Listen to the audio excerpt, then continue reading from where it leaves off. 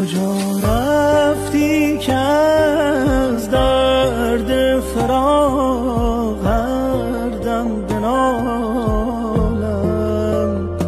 ز هجرانت دلم سوخته دگر طاقت ندارم. چه شب‌هایی که بین تو بر من عاشق سحر شد، زدی آتش بر این پیکر نمانده استخوانم.